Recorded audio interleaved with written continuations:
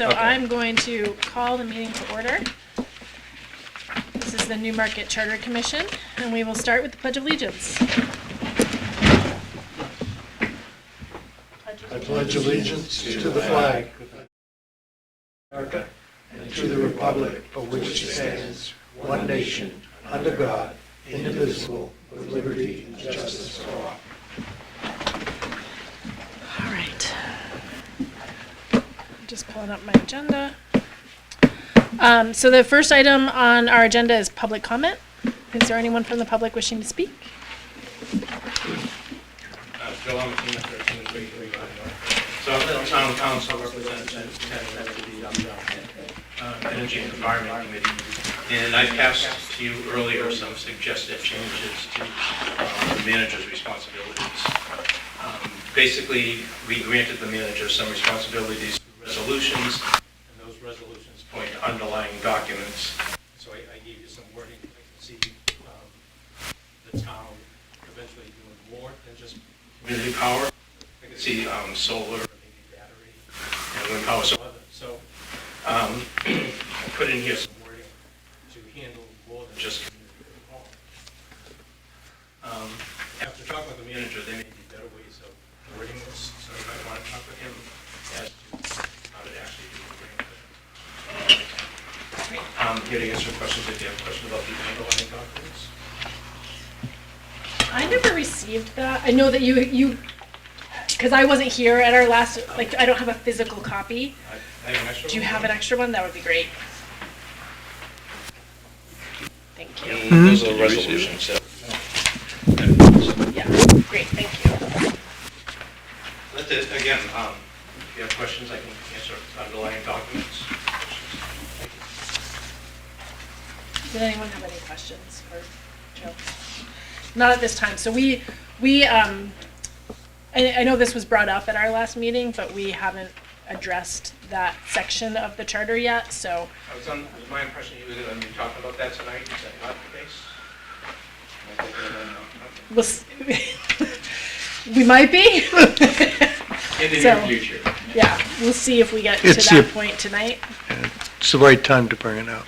Yeah, thank you. So the next item on our agenda is the acceptance of minutes, and we have one set of minutes from our August, I said the 5th, I think I have that date wrong, right? What was our meeting? The 7th? It was the 4th. 4th. No, 5th. It was the 5th. It was the 5th? Today's the 19th. Oh, okay, 2 weeks I did it later. right, all right. Yeah, that was 5th. So our meeting minutes from August 5th, and I would accept a motion to approve those minutes. So moved. Second. Any questions, changes, corrections? Just that I went back to J-O-N, I'm J-O-H-N, but it doesn't matter to me, I just don't want to. There were a couple of things, nothing significant, but I think we left out, there's no 3.12. There is, but not on that we went over. It was just left out. I think it was a no action item. Oh, Oh, yeah, no, that's I missed that. I have a note that we put down that there were no edits, but I left it off. And then on 317, for the sake of, I don't know how I caught this, but I did, but we have a RAS instead of a RSA. Oh, That's our opinion of the RSA. So noted. And the only other thing that didn't come out here, but maybe it sort of did, is I think we said we would ask Steve or whoever to look at comparative town councilor stipends in the neighboring towns and see if we're in the ballpark, because that was brought up as that's right. Was that a particular article? Just so Yeah. I can note it? yeah, it was. I think it was on, there's a, yeah, I wish I could. It was, yeah. It was the one that quotes $1,500. Salaries and Yeah. compensations on page 8, Yep. 3.6. 3.6, okay. What did I put for 3.6? Oh, review other towns' charters. That's what I meant by that. Okay. Okay, Because I would assume that the salaries would be in their charters as well. Not necessarily. Not necessarily. I can ask about, I did a study Yeah. on them. some do it in ordinance, some do it in charters. Okay. So with those changes, were there any others? Any other comments? So seeing none, with those changes, all in favor? Accept the minutes? Any opposed?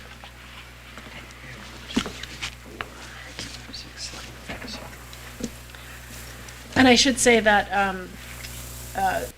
Commissioners Phil Nazaro and Chris Hawkins are both excused this evening. Okay. So the next item on our agenda, we've requested to meet with Steve Fournier, our town manager, and the superintendent, Todd Allen, just to get your perspectives and any concerns that you might have with the charter. Most of our conversations at this point have really been centered around the budget committee and the CIP process, which obviously the town and the school, while the charter does not have any authority over, or the town doesn't have any authority over the school district, obviously the budget committee and the CIP process are, the school is very involved with both of those. So that's one of the reasons why we asked you both here at the same time. Also, the idea, and this was Al's suggestion, is having kind of the two CEOs, right, of our community here at the same time, I think is really important. So I will open the floor up to. Just move that. I would just add one thing, if I might. Oh, please. At the last charter revision, the town was,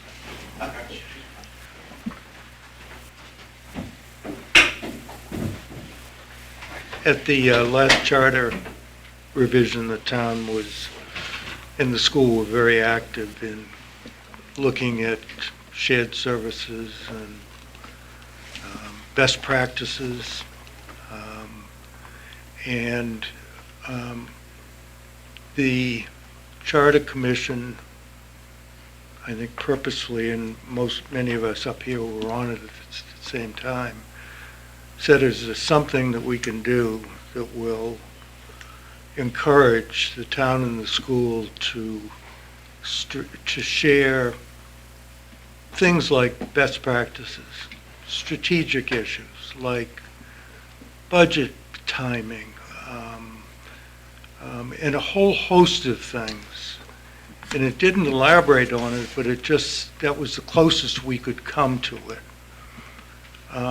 And I'll save my comments to the end, other than to say it doesn't appear to have worked. The last budget shared services was less than an hour in length, and it wasn't strategic at all. And I think a council meeting was scheduled at 8 o'clock, and this one started at 7.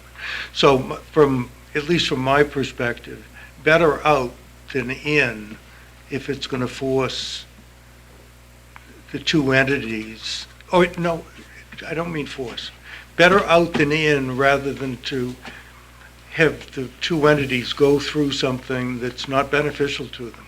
And so we may have missed our mark, or we in fact would be very open to listening to how, if sharing strategy and best practices would be helpful, would love to consider making that a meaningful part of our charter.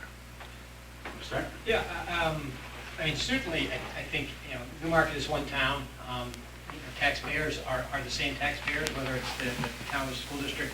So I think there's no question the goal of trying to coordinate efforts. And I think that's, actually, just to back up, there are really My experience with Newmarket Town Government is limited to 4 areas, so I want to be clear that I don't have anywhere the range of experience that you do. I don't have the history that you're describing, so I just want to be clear about that. The things that I have experienced, you mentioned Budget Committee, CIP Committee, the joint town council, school board coordination meeting, and frankly, the election process. Those are the 4 things that we share and we work very well together. I'll start with the joint effort. I think that's what you were aiming at, Al, is the notion of, the intent was to get the 2 entities probably on the front end of budget development, to begin to talk about priorities, to begin to think about things in collaboration. My experience has been we have our joint meeting every year. I think the opportunity for that to happen, I would agree with you that we haven't, at least in my 3 years, there hasn't been a lot of coordination from that perspective. I do think there is a lot of potential value, and I say potential value because I think there's some real limitations in the CIP committee process as well as the budget process. My experience in both those areas, I think the notion of a capital improvement committee, trying to coordinate the town and trying to get a sense of priorities, trying to map things out, trying to balance the school district and the town's capital needs. I think that's a great goal. My 3 years of working that, it hasn't worked particularly well. It seems to be a continual reinvention process, and so we never get to a point where there's a cycle. In fact, I'm right now preparing for the upcoming, the meeting hasn't been scheduled yet for the CIP committee. It's sometime in early September, and a lot of the information requests that are being asked of me, from my perspective, are kind of make work projects, as opposed to, we have a 20-year capital plan. I'm like, here's our plan. If you want me to talk to that and address it and help you map things out, I can. But what seems to be happening is the town's needs for information are different than where we go. Specifically, I think, obviously at the town level, there are lots of different revenue sources that you might look at. The school district has one, the taxpayers, and I guess you could say the state, but it's the taxpayers. That's where it comes from. So when we get into trying to put our CIP in front of the CIP committee, it's a challenge. And to be honest, the times that I've participated in it, they barely have a quorum. So I think if you could have a committee that function, I think there's value in it. I do think your point, Al, about the idea of trying to keep an eye on the bigger picture, I think that's a value that I think is really helpful. With regards to the budget committee, I would say similar. My experience has been we have a lot of good, well-intentioned people, but they're always learning, and so the process sort of, it's a little different every time we go through it, and what we end up doing is trying to educate the budget committee about things and bring lots of information to them, and my experience with that has been we get some feedback, but it doesn't. At no point has it really changed the direction of the school budget. Which is not to say that's what I'm looking for. I mean, clearly, in my mind, the school board is the one that's primarily responsible for developing a budget, putting it in front of the voters. But certainly, again, maintaining a quorum is always a challenge for the budget committee. There's been many times where we've been invited to present, and we're literally sitting there looking at our watch, waiting for that 6th person to come in, so it's worth having a meeting. So certainly that's a struggle, but I do think there is significant potential value in having a budget committee. How it's structured, I think that may be something worth talking about. I have certainly been fortunate enough in my 3 years, heading into my 4th budget cycle, we haven't had major contentious issues in our budgets, and we've generally erred on the side of being really conservative and what we propose and just trying to maintain things. But I do know from the history I'm familiar with in the town of Newmarket, there have been past budget cycles that were much less amicable, and there was some contention there, and I could definitely see how a well-informed budget committee would be helpful in that process. And frankly, it's helpful that you have people whose job it is to understand both the town and the school budget, to be able to see it more strategically down the road. So that's the experience I have with that.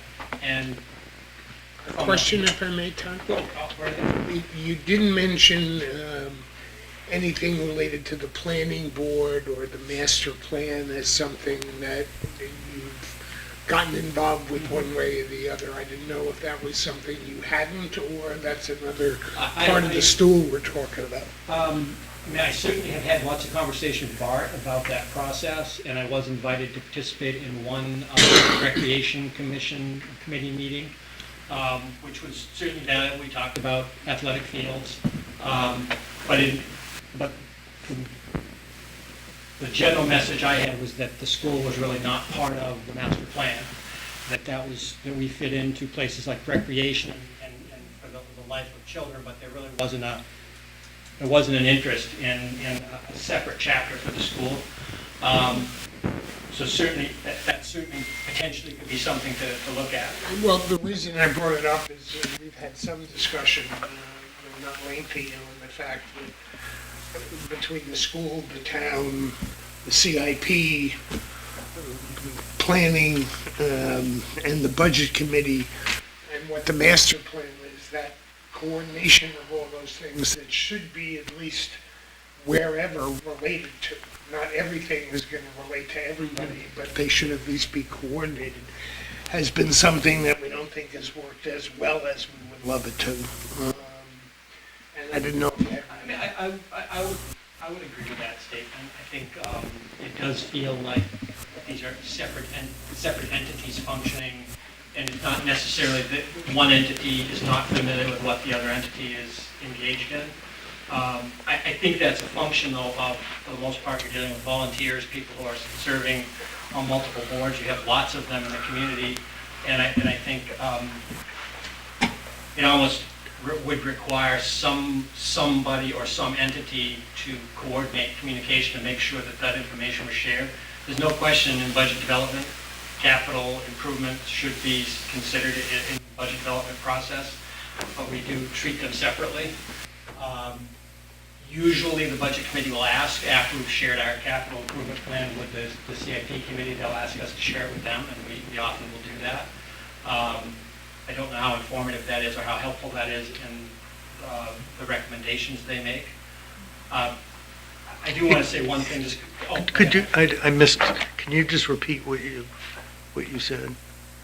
I'm trying to remember what I just said. No, I'm older. But you were talking about the integration of the budget and the CIP. Oh, yes, yeah. So the two entities, at least my experience has been they function very separately. There are requests made from the CIP committee, you put that together, you give that to them, you go in, you answer questions. They either recommend or don't recommend or support your request for trust fund withdrawals. The budget committee functions separately. Usually the budget committee will ask at some point, hey, they're interested in seeing our capital improvement plan, but they're not sharing information with each other, so one does not necessarily know what the other is doing. Okay. Is that relationship, I don't know if you know this, Steve, is it similar on the town Yeah, project side? absolutely. I think that was one of the things I brought up into the topics when I discussed, like, sort of my thoughts down on some of the topics. And one of them for the CIP committee is if we had a form of government in which we could issue debt easier. If you go to communities of council such as Rochester, Dover, Portsmouth, they issue debt. They'll have two budgets. The council will adopt the operating budget and the capital budget. And the capital budget's either proposed by, I know in Rochester, a committee, or by the planning board. After taking that information and comparing it to the master plan, and where are we going to the right area? And then the council, after the manager looks at it and makes recommendations, the council then votes something up or down and issues debt or finances it through different means that way, so you have a separate capital budget. We don't have the ability to issue debt that easy, because we have to go to the warrant. So it's not really a capital budget that we introduce every year, it's, okay, I hate to say it this way, what can we get passed? What is palatable at this point? I mean, if you had and I know a couple of you have been on the council, some have been chair. Every year, since I've been here, when it comes to the CIP budget, come to the council, I'm a villain because I don't put in the entire capital improvement plan for that annual budget.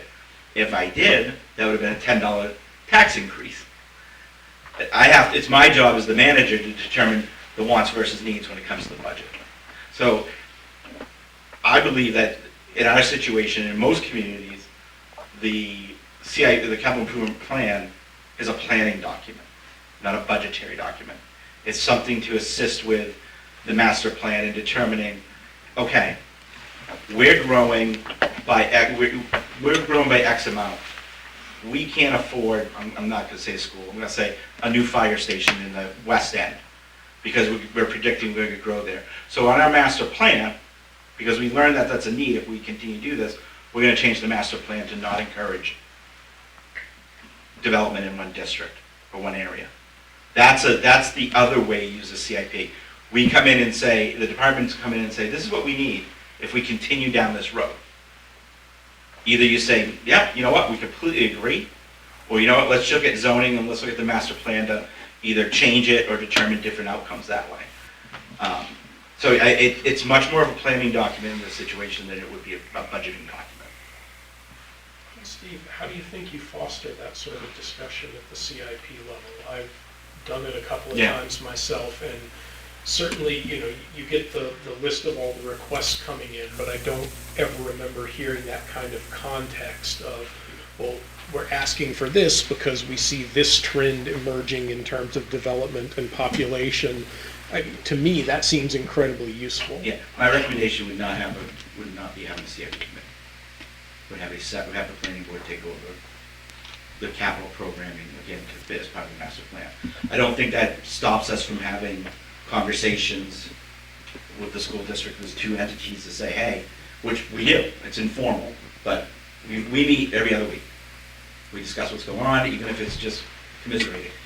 we meet, yeah, usually, but, and we say, hey, what are you going to be bringing up on your budget? What are you not, what are you going to do? So we make sure we're together on this. We're not going to try to shoot somebody else down because of somebody else's project. It's not, we're the same taxpayers, we're going after the same purse.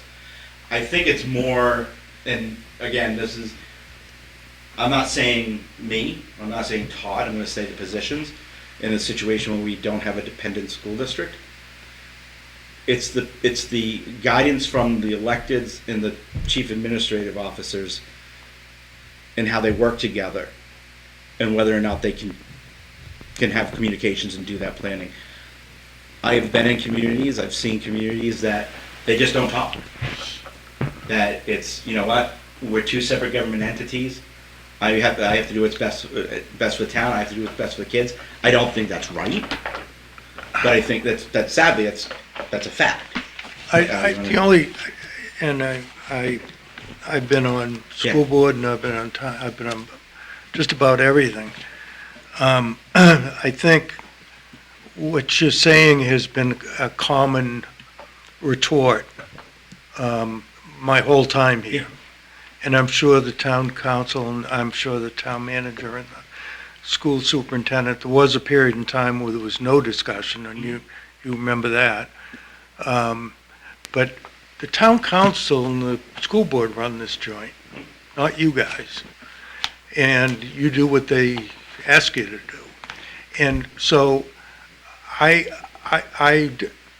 think from an institutional standpoint, so that when you two great guys go off into superintendent and town administrator of retirement with $180 million a year, that we leave in place some institutional program that requires the town council and the school board to have these discussions. to be, it's part of their meat. I mean, that's what they're all about. They're the boss here. And so I don't want to pass over saying that you guys don't have a good relationship, because I've talked to both of you. What do we do when it's not a good relationship? Absolutely. As it's been for most of our time here, Steve. Actually, I wouldn't, Well, my fifth superintendent, I had, I would say, open door policy with majority. All right.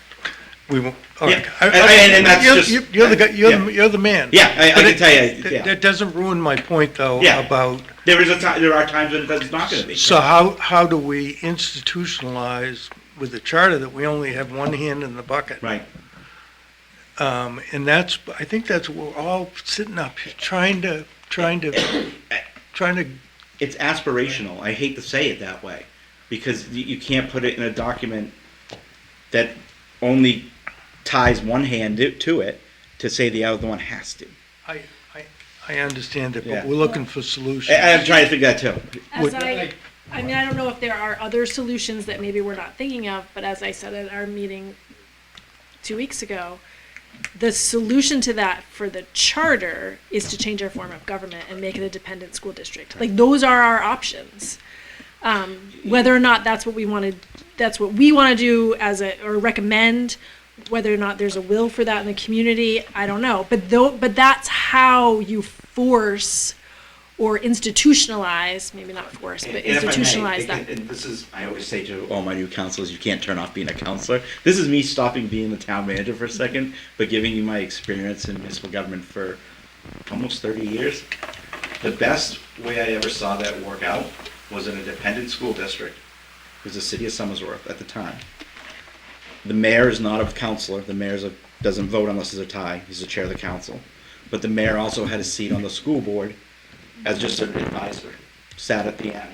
And there would be somebody who came back and forth between the two bodies and said, hey, we need to get together. And you elect the mayor separately, so they know that you're going to be on both. And that individual, as the leader of the city, tried to, and they had a city manager, just so you get that too. They're the ones who try to combine that conversation. I'll always remember I had a conversation with Mike Martin, and he was an interim superintendent, about getting bonds passed for the school district. And when, I think it was the last charter commission, I said, well, I go, why wouldn't you want a dependent school district? He goes, no, I don't want a council oversee my budget. I said, when you have a dependent school district, when it comes to a bond for a school, it's negotiation. Right. It's discussing the big project, see what you can get to, and then you have to convince a majority of the council to pass the bond. Versus I'm not saying, I always hate saying these kind of things. I don't want to say things should be decided by the voters or anything like that, but I'm just explaining the situation. That you're always going to have a third. A third's always going to say no, a third's going to say yes no matter what, a third's going to say, well, I don't like that project, but I vote for it if it's this, when it's large projects. And the problem is sometimes with deliberative session, in those situations, you can't negotiate. It's what's on the ballot. And that's why, I think that's one of the things that, if you're asking for like the perfect form that I've ever saw, I think that was one of them. You had somebody being the person between the two bodies to get something done. They better be really good. And that's it, but that's the people's They choice. gotta be good. And that's the people's choice, because they elect the mayor. They elect that chairperson who sits between the two. Well, the reason that I brought it up is because this is what we've been discussing. And I appreciate the fact it says maybe you can make progress if you change the form of government, but making a dependent school district, whether that's the right answer, seems to have a history of not happening easily in New Hampshire. And they're not a lot, yeah, no. And I sort of look at the taxpayer, unfortunately, or fortunately, as sort of the CEO, because we don't have that CEO. And how do you, if we have a vision from the planning board and a master plan, that should be, if everybody agrees, should be sort of driving through both of those channels as to how does that affect the school system, how does that affect, and then the capital would be to support that. That seems to be an additional answer. How do you get those mechanisms Yeah, to so on work? the town side, the planning board sets the master plan. To implement the master plan with zoning ordinances, they have to go to the council. And you have to work with the council to implement the ordinances for development. That's the point of the master plan, is to determine what kind of ordinances are gonna be passed by the council. The CIP, if you were to have, again, a capital budget, you would go, okay, this is what we have for development and growth, and this is what we're gonna need in our future. And the council would say, you know what, in year one, we'll bond, I'm throwing out a number, don't do it again, $20 million to do these projects. In year two, we'll do, bond $5 million, whatever. And when you keep doing the indebtedness, that $20 million goes down. You borrow, you can always borrow more, but the level of indebtedness stays, so the tax rate stays about the same. You don't have these spikes, peaks and valleys with the bonding issues when it comes to taxation. The other thing, which was a big issue, and I was going to bring it up differently when it comes to bonding, is I think last year may have been our first bond article for the town in years that wasn't a water or sewer. Right, it's, And it was not under, and one of our biggest frustrations is our debt is debt in name only. It's a loan from the state with 100% forgiveness. But since it's a loan from the state with 100% forgiveness, to issue the debt, I have to wait once a year. Even though I could do it in June. But by law, unless I want to go to court, and I don't think a court judge is going to say this is an emergency, I can only do it once a year. And yeah, we have lost out on project because of that. and our indebtedness is very. Very low. Like, I don't think we. there's not another town, I I don't think there's another town. I don't think we have anything on the town side that comes to that. We have the schools.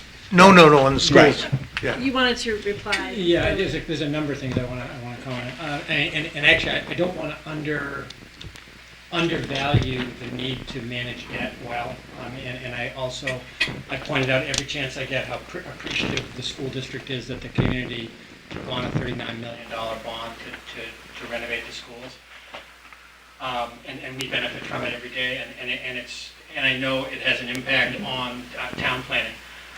I wanted to set the notion of managing debt aside for a moment, though, and talk about an independent school board and a school board that has the capacity to really delve into issues and make the best decisions for what the school district needs to do.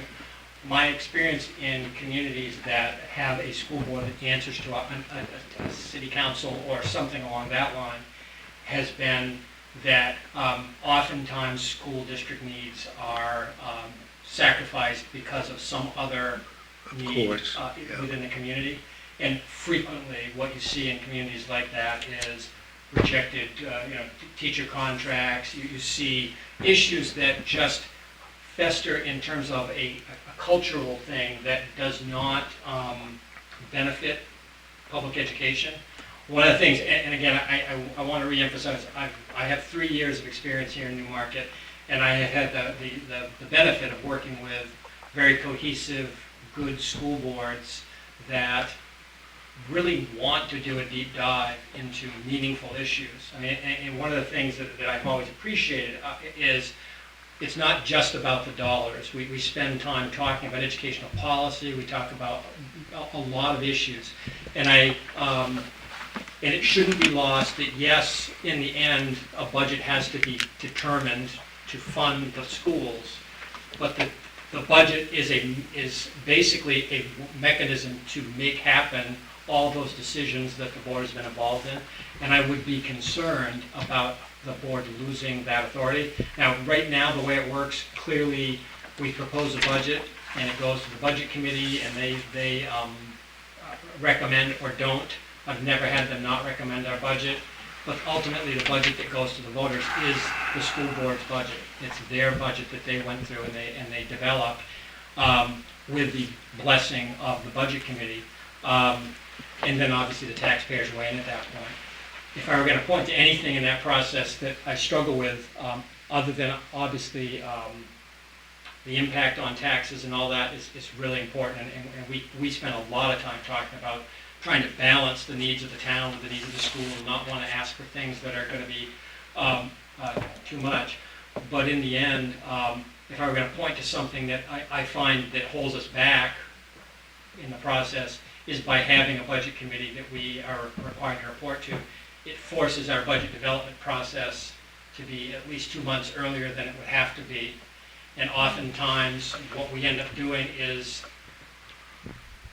I'll give you an example from this year. We asked our business manager in July to give us a level services budget as like what would it cost to just go forward with all of the elements of our previous budget next year. What would it be?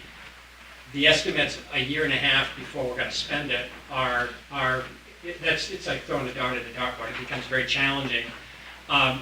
So your estimates are not as accurate as they might be, and so therefore, by January, you're going forward with a budget, and in March, the voters approve it. We do everything we can to make sure we spend every dollar, appropriately and responsibly. But I do think there's a big window there. So if I were going to point to something that I struggle with, it is that we are beginning to develop next year's budget as soon as we put to bed this year's budget, and then we immediately shift into it. And from a school district perspective, yes, money is the thing that pays for everything, but there's a lot of other issues like curriculum and policy and things like that you need people who are interested in diving deep into it.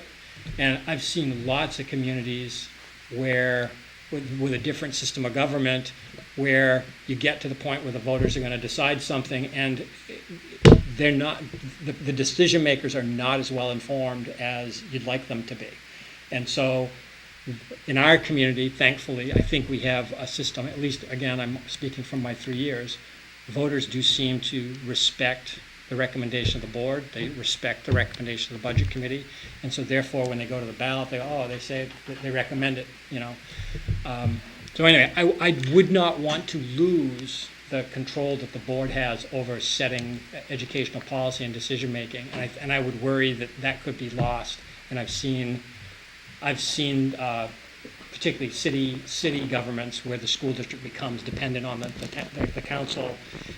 A significant element is that is lost, and you end up with a lot of infighting between board and, I mean, how many times has Dover gone to, what's the term they use? Not mediation. Tax cap. The tax cap. Overriding tax cap. Overriding the tax cap. Don't do that. Don't do a tax cap. That's one thing I ask you don't do. But it's because that issue, yes, there's the tax cap, but it's also they're in an ongoing conflict with their city council. And so you're not actually bringing, from the educational perspective, the best plan forward. You're something in between. Well, Tim, go ahead.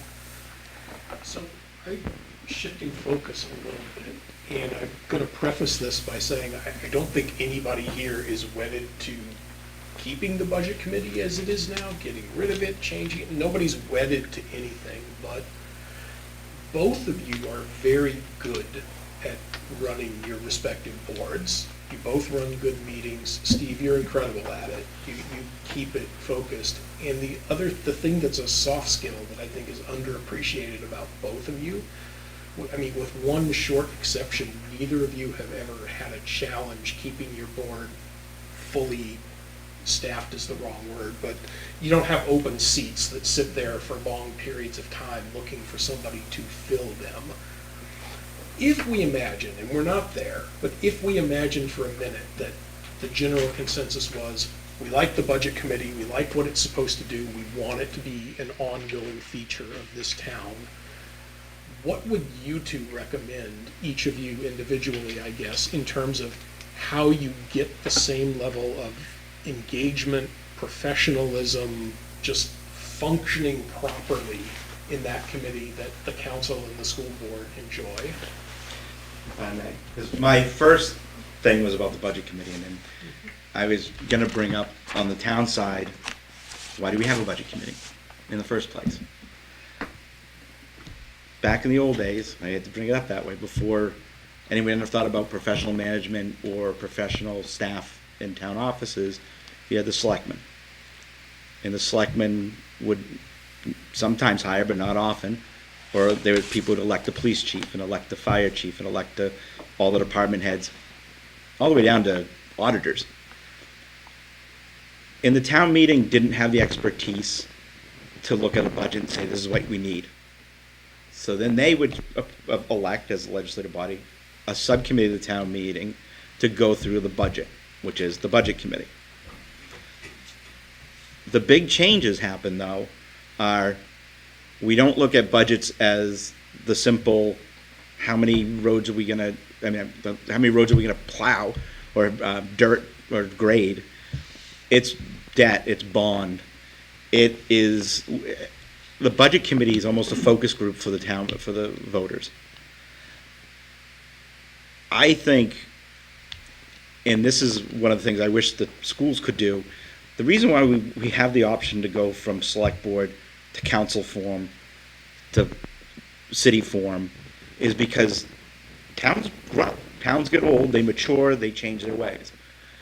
As I said, most people who adopted a council form of government were around our population. And that was before they had the town form, so that it was, the council was the legislative body who approved the budget, which was proposed by the chief executive of the community, which was either the mayor or the manager in those situations. And it was, the reasoning was they wanted to have, you could appoint, your representative is on the council, you could talk to them, and they would be the ones who review the budget and approve it, yea or nay. I'm not saying that's the way to go, but if I were to, for a budget committee, if I were to keep it, I would go with a smaller advisory budget committee.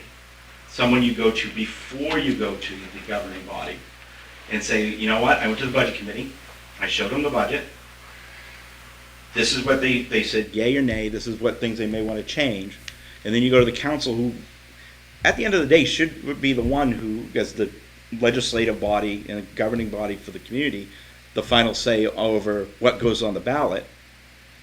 They are the ones who make the final decision on what the voters are going to get, with either a sort of a review. A lot of communities that don't have a budget committee or advisory one, they'll have a finance committee that looks at it, and they're the ones who say, you get into the nitty gritty of like, oh wow, do we really need this? Do we really need that? And then it goes to the full council. I think that's one of the things when it comes to council. Council form of government is the maturing of government. It's not the select board that would come in once a month off the farms and have town meeting once a year to act on everything. And that's one of the biggest frustrations that we have, is we have to wait once a year. I could tell you that it comes down to things such as debt, comes down to certain things like having money to purchase a piece of land that you may want to buy right away. If we don't have it, I can't do it. But if there was a council that could appropriate funds, I'd come to the council and say, our fund balance is very healthy. It is. And I would say, we could take X amount from fund balance and purchase a piece of land. The council still has to hold public hearings, get the public's input, has to go through the entire process that the public still can comment. And this is even the budget too. I'm saying anything when it comes to the council. That I almost say you probably get more people at a budget public hearing if the council was the last step, because they know that's it. It's not going to go on the ballot. I think we continue to think that government is what it was in 1900, and it's not. And it's not the town fathers or mothers who were there forever running it any longer. And I think it's just maturing. So. So was the answer to the question somewhere? Yeah, sorry. I would say it's mixed. If I were to do it, I would have if you want it, Yep. I'd have an advisory and you would go to the school board or council after. If we got rid of it, I think that's probably the Dan's streamline. question is, we have trouble staffing it. Yeah. And if you make it advisory, I'd say it's almost impossible to staff. I think if you had advisory though, you could, it doesn't mean it's elected. It could be appointed, which, and that's one of the things too. Some people don't put their name on the ballot, even though they may be unopposed, because they don't want to lose. And you may be able to get more volunteers if you have a board appointed. Do we have a member of the school board on the budget committee now? Yes. And we have a member of the council on the budget Yeah. committee? Yes. So, well, could it be better if there were like two members of each of those bodies on the budget committee and then maybe two members of the public, like you're saying, appointed? That, the reason I'm thinking that is, what we're hearing a lot is people don't know what's going on. But we know that the school board is well informed, and the town council is well informed. And if they're there, they're more likely to be able to give good advice or look at the fiscal matters with more background. I think there's some value in that. I also think one of the things that doesn't happen is budget committee members don't come to meetings when the school board is publicly discussing budgets. We always have like a budget workshop. Certainly our budget committee members there, Yeah. but there's not like an aggressive desire to know what's going on. So what the budget committee basically gets for information is what we give them. And I do, 4 quarterly reports to them to let them know how our finances are going. And then at budget time, we come in and do a couple of presentations. But what takes the school board like hours and hours and hours over many, many months is presented in the span of 2 or 3 hours. And I do think without casting aspersions on anybody on a budget committee, but it's like you ran for a budget committee role. Presumably it's because you were interested in learning and understanding the budget. And if the only thing you do is take in the information when it's brought to you, you're really not as informed as you need to be, because we talk about things way beyond dollars and cents. It's like, why are we, what do we need to do here? Why are we spending this money? It's not just the dollars, it's what's the program we're trying to do. Why is it important? And if we could come up with a way to make that part more, so if you had more, maybe fewer members of the budget committee, because I think 11 is a very large number, and it's very common that there's not a quorum to be able to have a meeting. Or it's dicey many times where you're waiting at the door for someone to come. Reducing the number and maybe, like you suggest, having more, I think that could potentially work. Whether it's an advisory committee or not, I would defer that to the And the only reason why I would say advisory is you don't get rid of the issue of timelines. You still have to, if you have a statutory budget committee, it's set by state statute when you have to have a public hearing, when you have to, so you're still running into January, starting now and then running into January.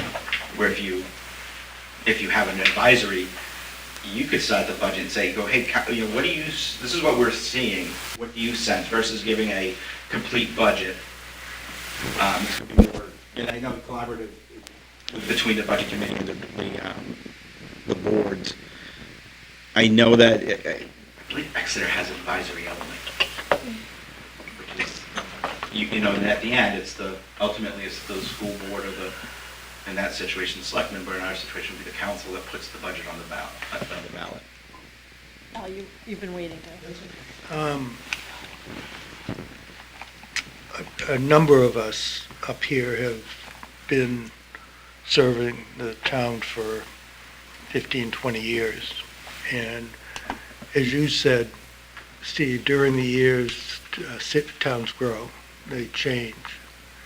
And it used to be, back in the old days, Todd, when you and I were young, you joined an organization in the town like the Budget Committee or some other committee to learn what was going on. Absolutely. And I call it the minor league. the minor league, absolutely. And now, and I'm not disparaging at all candidates, but it's not unusual for a town council never to have served on a committee. And as a result of it, all the institutional knowledge is lost. So they begin to talk about putting a bridge across the Lamprey River, which, across the Main Street, which you and I talked about how many years ago? Yeah, when I first started, 13 years ago. 13 years ago. So when I hear about passing this thing on to the council, it worries me because guys like this old fellow over here spent years and years and years on the budget committee, and I respect that institutional knowledge more than the knowledge of, so I would be concerned about overloading a council that already is just getting its feet wet with candidates who never served on a budget committee before. So I don't know what the answer, I don't know the answer, but I think it troubles me. Yeah, one of the things though too, is with the budget committee, I'm trying to think last time somebody ran for re-election. It's very rare. It's, In the times Al was Yeah, talking you would- about, and I look at We Al used to and- run- oh yeah, absolutely, absolutely. It was contention, Absolutely, okay, yeah. on resolving the school issue for 12 years. Right. That either brought people against each other or brought more people dedicated to, hold on, we gotta figure this Yeah. out, and we eventually did. And then everybody got tired, with the exception of Tony, who said, no, I'll go ahead. and- I'll be the and make Yeah. it. that and this. But I think it- And I'm speaking from the heart here, you know, Yeah. if this naturally would come together, and I hear nobody speaking about the planning board, and we're talking about a master plan, and revising a master plan, and if you speak to some people, that's sort of where the whole town comes together, and what's the future, and what's the growth, and what direction we're going, yet they don't seem to have an influence. You talk about them as people who bring to you codes that support what's necessary.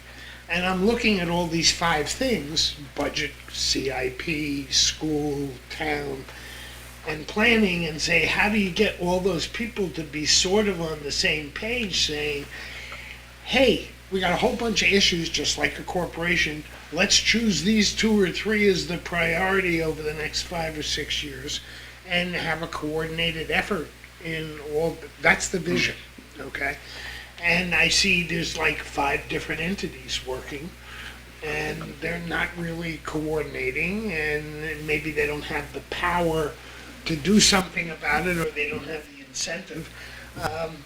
And I don't have an answer, other than asking the On the town professionals. side, I would say it would be a streamlined process. The planning board is there, especially if they're elected, to help come up with the planning, It's not just there to review plans, which thank God that we're not anymore. We're actually planning, not reacting to things. They're there to come up with what should we be looking like.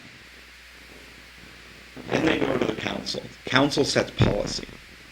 It's the council's job. I mean, do they get input? Absolutely. Commissioner Blackstone serves on both, and they have that cross pollination. But it's, as the policymaking board, they're the ones who determine, okay, how do we actually implement it? How do we actually afford it? How do we actually go down this road? And then it's staff who actually goes and does it. I think when it comes to the budget committee, I understand the reasoning for a budget committee. It's to, you don't want a budget just rubber stamped, then goes on the ballot. But and the council situation is, if you don't like what the budget the council put forward, or if you got rid of the deliberative session town meeting altogether, you do what you do in Congress or any other form of government. You vote the person out. But, I mean, it's the only, the other way you do it, I mean, and the other thing is, when you have less boards, which we do see, and we do hear this when they file, oh, wait, I was gonna come vote and file for council, but there's a budget committee? I'll run for that instead, which I agree with you. That's a great place to learn and train, and getting involved that way. But it shouldn't, that's not the purpose of the budget committee, it's not to train people. It's to, a policy to advise the budget, the voters. I have some pretty specific questions, if I could, because we've talked about a lot of different things. And one thing that you mentioned was maybe not having a CIP committee and having that be a function of the planning board. My question is, how would that affect the school district? Would it not? So it would function in basically the same way? Yeah. As it does now? But it wouldn't be used as a budgetary document for the town. It would be used as, we have it as part of the record. We'll include it in this one. CIPs were formed so you could get impact fees. Right. It wasn't for true capital program. You had a capital budget that was separate for that. The CIP was made because they said, well, if you're gonna charge impact fees, we wanna have input from everybody when they create the law. And So- it- And that's how Yeah. that's how the school district in Newmarket Yeah, started participating in the CIP Right. process. because we said we because wouldn't give them I impact. think we Right. found that in the That's last charter the only commission. care we had, yeah. We had to drag them. Yeah, oh, absolutely, no. And again, not having all of that history there, I mean, the role that the CIP committee has played for us is basically, or I guess you'd say rubber stamping the things that are already in our capital plan.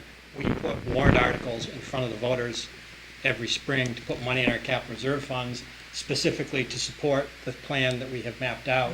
So in a sense, it's all they're doing is saying, yes, go forward with the plan that you've already Right. articulated. So I don't think it will impact Yeah. us one way or the other. In fact, as I said earlier, that's probably one of the areas, it just seems to be a constant reinvention. In my experience, it hasn't been a value added to the school district to try to answer to the CIP committee simply because what they want does not jive with what we've already mapped out for ourselves. And we're adding an additional, a self-imposed deadline in the budget process. Because we have it in the budget that they have to provide the town manager with a CIP by September. So we're just adding another layer in there, where it doesn't have to be, because ultimately it's my recommendation what the budget's gonna be. So, yeah, to the council. Um, And you're only still 30% of the tax. Right. My other question was, you mentioned the debt service and that having that option, I guess, if we were to bond for projects. Is that only possible if we have a different form of government? Or is that something that you can do with the right Good kind of question. planning? My dream would be the Durham form. Would be, and it used to be, I think, $2 million. Anything above $2 million had to go to the voters. Anything below, debt could be issued by the council. You still have to go public hearing, all that, still go through the process. But the good, you can react, you can do projects through the year. The bad, and not saying my colleague does it, but some projects come in at 1.75 million. And I don't think that's big, and that's a ethics thing. But I think it still gives the opportunity for large projects to get a vote from the people and get the buy-in. So I would not have, I don't see an issue with that. I believe Derry may have a bond limit too, that they have to go for something, but I don't remember off the top of my head. But you're talking about a rolling debt. You're not talking about a project-related debt. Well, you could do either or. Right, but I mean, Yeah. the way you're saying it's working seems to be you have a generic bond fund Yeah. that you continue to fund because of projects, and the core people make the decisions about how that money gets spent in the interim. You're not having 6 articles to vote on, Exactly. saying, do the sewer here, do this Right. here, do that here. And I think that's the big one, is the utilities. It's just that, the way it's set up from the feds, it's all loans. And I know it's very difficult to explain, well, we're gonna replace the pipes on Main Street, and they're like, well, why haven't we? For those kind of situations, and it's 100% forgiveness. But do you get the grants and the fundings, et cetera, the same way if you do a bond, or is it truly? It's not a bond, that's the problem, they're not bonds, they're loan forgiveness, because the law doesn't say bonds, it's bonds or notes. So notes is any kind of debt that we may issue, we have to go to the voters. So if I take a loan from the state revolving loan fund, even though there's no 100% principal, 100% forgiveness, I'm still taking a loan, so we still have to go to the voters to approve it. There's no bonding involved there, it's a loan from the state, from a revolving loan fund. So you're saying if you had the bond capability, We wouldn't have to go to the voters, we could just go and say, you have a project that's $750,000 to camera all the sewer lines in town, which should be just part of operational anyway, but they're gonna pay for it. We would just be able to go take the loan and repay it right then. So would a starter position be that we could amend it so that you could bond those particular situations? And let me rephrase the term, I can bond. Okay, the I only government- can bond unless the government can bond. Yeah. I can only bond if the council authorizes me to That go the into the council, debt. right, but so if we take a position that the council could bond for projects for which we have 100% loan forgiveness. It's a good question. I'd have to talk to an attorney whether or not we can do that. But I mean, that would be a great, I mean, that would be, Why do you Decide, think yeah. why do you think we couldn't do that? I'm not a bond, because bond attorneys and loan attorneys are a whole different area of expertise, which I'm not gonna pretend I'm an expert on that one. But I could ask one. We could ask one for, So follow up to his question, what limits us from, I'll use the word excessive bonding? we're not allowed, by state law, we're not, and I'm blanking on the percentage, we're not allowed to incur X amount of debt, and but it's a percentage for taxation debt, and I can't remember what it is, but there's actually two numbers for the municipality as a whole, that we can only issue a certain percentage of our value in debt. But then we also have to look at, because we're the ones who collect the taxes for the school and the county, we're only allowed to issue a certain amount of debt plus the debt of the school and the county. So there's laws that limit us on how much debt we can issue. Why wouldn't we maximize it? If it's- Because people who are responsible would not do that. And I'm saying that as that's the old trust the government situation. But yes, you shouldn't be doing that. Professional individuals wouldn't be doing that. That's that's the fantasy land answer. But yeah, we're only allowed to issue, but then I'm gonna take out a certain thing too, is that's through taxation. There's another percentage that we can issue debt through, water and sewer. That's a higher percentage, because we can control the rates differently. So there's some numbers there, and I apologize, I don't have it off the top of my head right now. Mark my words, you'll see Claremont Yes. exploring this before too much Yes. longer. Yeah. So, So the answer to your question then is unclear to me. That her question was, can this form of government issue bonds, right? That was your question. well, not Account- issue bonds, because we obviously can. A council manager form of government can issue bonds. So even if it's an unspecified, like what you were talking about was having kind of or maybe I misunderstood, was having, or I guess that those would go for certain projects? Yeah. Well, I mean, Like yeah, a you go list to of the council, projects. instead of having a warrant article that says you agree to appropriate and issue notes in $20 million to build a police station, you go to the council, you have to go through a process where you have public hearing, same bond like set up through just the council. They would ultimately vote yea or nay. And usually it's 2/3 of the governing body, so it's the same percentages of the voters. Besides having a one vote up, vote down, again, as I said earlier, you can negotiate. And say if you don't just go out, and I'm sorry, Greg, I'm not going under the bus on this one if you're watching. Say if you need a new police station, and you said $20 million, but it has a indoor shooting range built in. And we want to present that and get it out there. And the council, you don't have to vote, you may have a majority, they don't have 2/3. Then that's when the council starts doing the negotiations amongst themselves and say, you know what, we may not be able to afford 20, but if you cut out $3 million to get rid of the indoor shooting range, we can get a project that we can get. So a project doesn't die once a year. You can negotiate and determine what, and that's what the public hearing's for, is to hear what the public wants before they vote on it. But it's still a single purpose that you're Yeah. doing that. I mean, ultimately, yeah, there are times where you say, hey, I'm also gonna pave X number of roads, I'm gonna replace these things at parks, I'm gonna do smaller things. I'm gonna issue one issue of debt, and this is what it's for.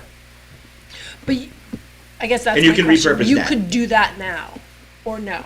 Under our current form of government, absolutely not. Okay. I'd have to go to the voters. Well, that's what I mean, but you could still get the money. Yeah. In the same. But you I just have to also don't go to believe I could repurpose it. So say if Right. say if in the middle of, if we had a council that approved the bonds, and a project came in, you borrowed 20, and you had 5 million left. You could go in and repurpose the bond and say, a 2/3 vote, basically borrowing again, and say, I'm gonna use the leftover to go do this, to pave roads. So you can do stuff, you can finagle, I don't wanna say finagle, but you can finance things differently that way. You have flexibility. Flexibility, thank you for That's right. the word. There was some flexibility with the open space Right. funds. That would be an example of how we used money flexible. We used it to buy some conservation land, but we also used it to buy the Carpenter property. Right. So if you had something more akin to that, and you had a number of projects The wetlands. that you could redistribute that, across those different projects. You might say, we have X amount of dollars for the river, fix up down there or whatever, but then it turns out it's more or less, then you could use that for something else. Or even if you had the bonding authority to bond $20 million, all of a sudden this perfect piece of property that the town wants for redevelopment or something came up, and you already have the authority to bond, you can repurpose the bond and say, can we use X number of the Proceeds are not gonna be used to go do that. So, and if you have the budget follow the council, they can leverage other funds as well as it comes to fund balance. That's why I'm like, fund balance is, build a healthy fund balance in case something comes up during the year, but we have to wait once a year. My other question is about the budget committee. And so if we were to, the budget committee, so if we were to, if the commission and, the voters ultimately approved not having budget committee, let's say, how would that affect the school district? They still have one. You We would? probably would have to, You would have, because probably an advisory committee of some sort, maybe. But there's I don't gotta think be we'd have some, to. but there's gotta be somewhere, there was a warrant article that created the school district budget committee, because that's the thing. There would have to be, because I've been in a community where they both had budget committees, and one side tried to get rid of it, and the other said, well, it goes away for us. It doesn't. There had to have been a warrant article at some point that the school district created a budget committee. It just happens to be, by state law, the town's budget committee defaults as the school district's budget committee in our situation. So And you're saying there was there was somewhere in a warrant created the article that created a school district budget budget committee. I'm unaware of that. Yeah, because then state law actually says, if there is no town budget committee, because this is a strange thing too, town has to fund the budget committee. So we pay for the recording secretary, all that, but it says in the law, if there is no town, the school district would have to pay.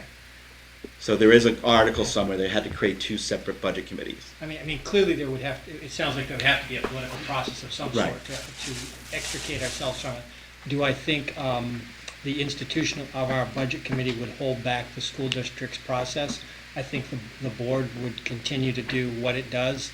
We'd continue to hold a public hearing in January, because that's all required by state law in terms of the whole SB2, the calendar is mapped out for us, that's all determined.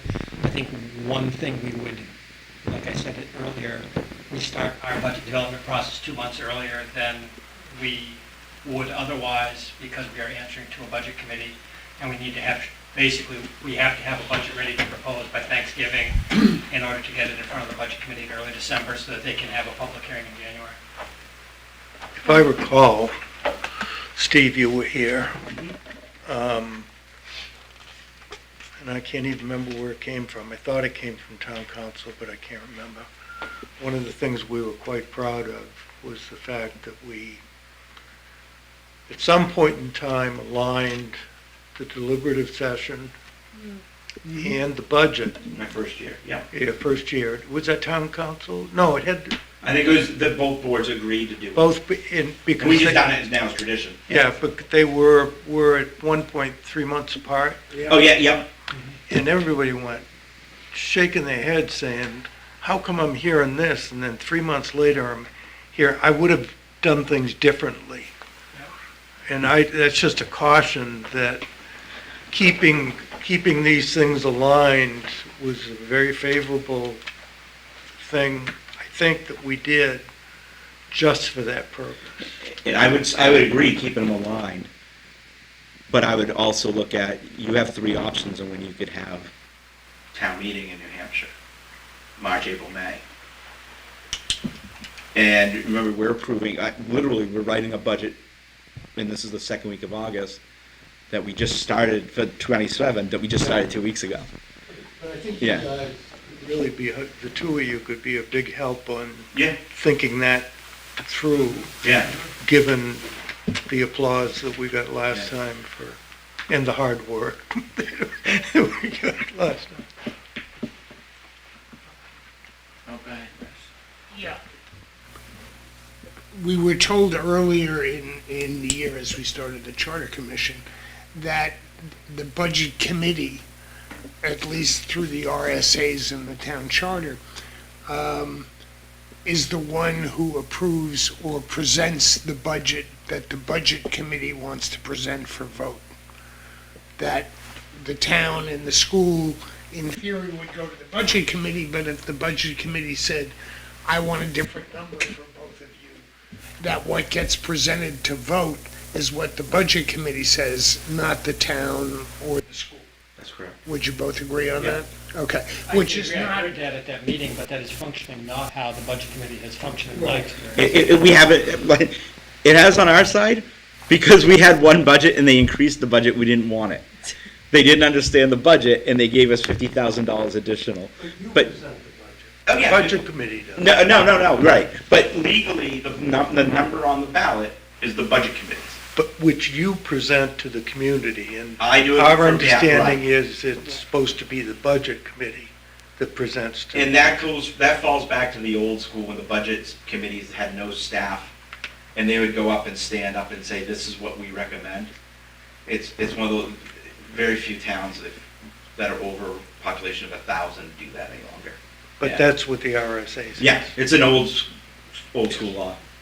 but the theory of it, not that we ever practiced it in Newmarket, was if the school and town came for a combined budget of $35 million between the two, for the sake of argument, the Budget Committee said, for whatever reason, we can only afford 30 million. Then 30 million would be presented, it would either be voted yes or no, and then it would go to a default budget adjusted from the prior year. we cannot, no, because we're two separate governmental entities. Not that you put the number together, Right.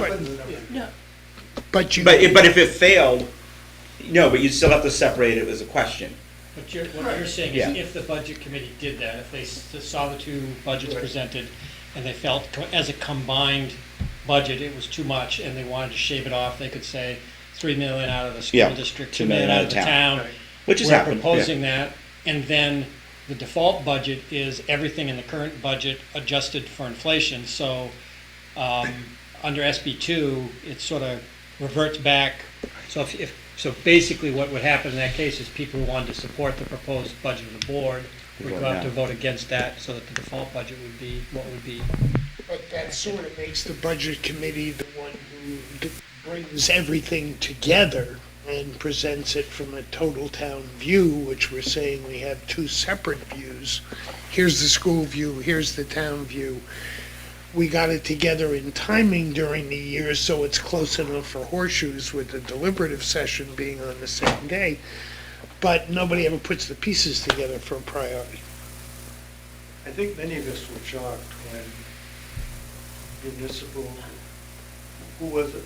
Steve Buckley. Steve Buckley said, these guys shouldn't be presenting, the budget committee should be. Right. And I mean, I don't know about you, I almost fell off my seat. And that's the default. When the budget committee doesn't do it. And some of that is terminology too. Right. Because it's, it's like saying it's the town manager's budget, it's the town council's budget, it's the budget committee's budget.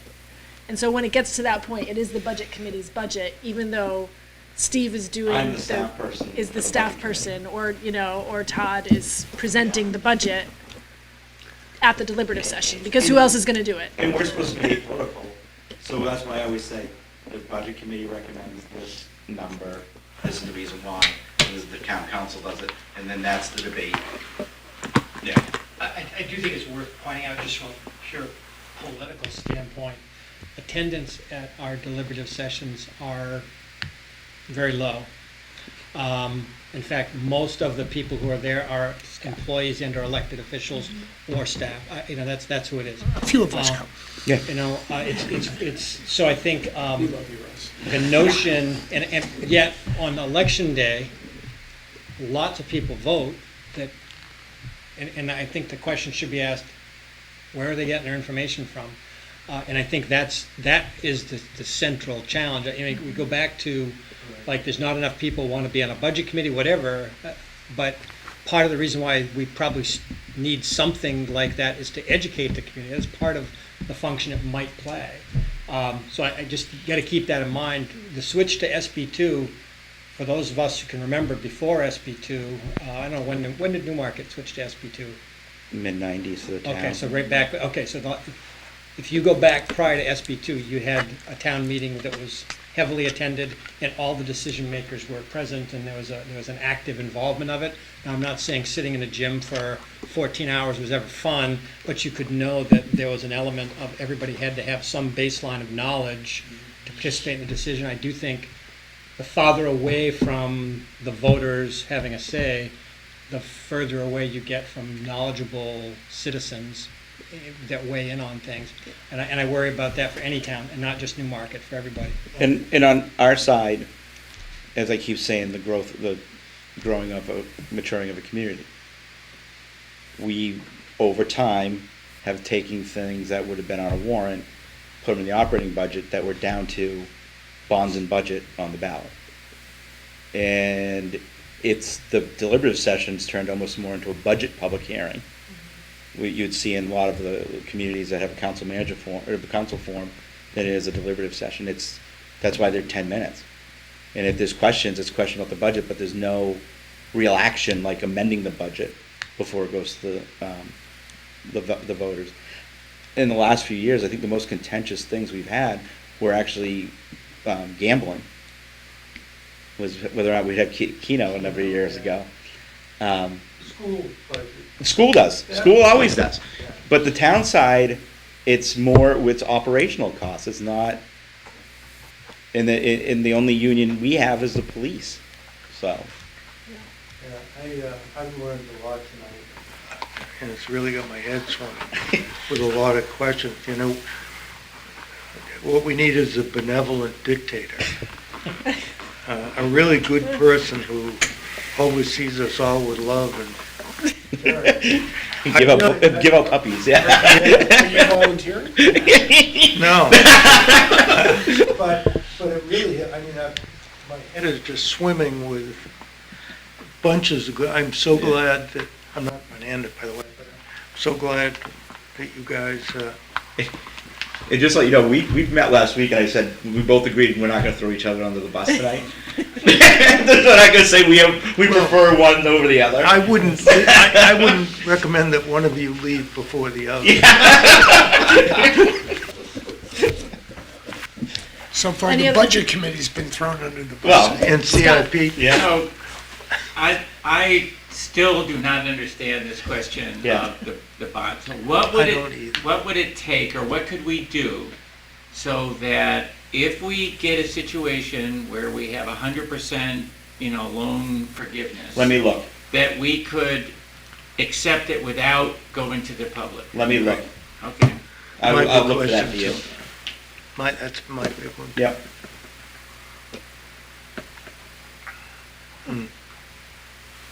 Good discussion. Yeah. I'm gonna have We you need it. back. Just because Next we look meeting, more stay calm. confused doesn't mean it wasn't a good discussion.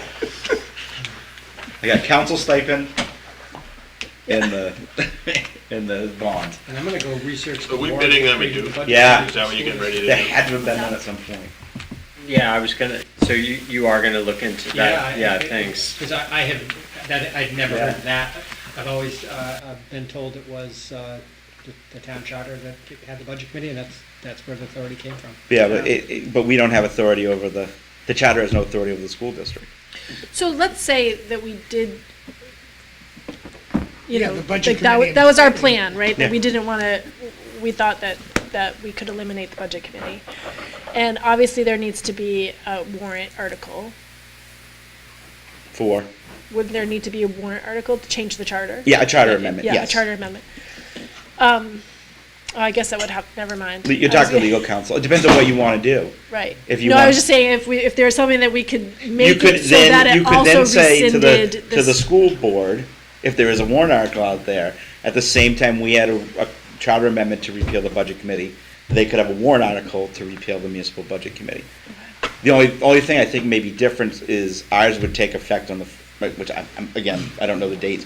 Ours would take effect on the 1st of July. And I'm not sure when it would take effect for what the law is for that.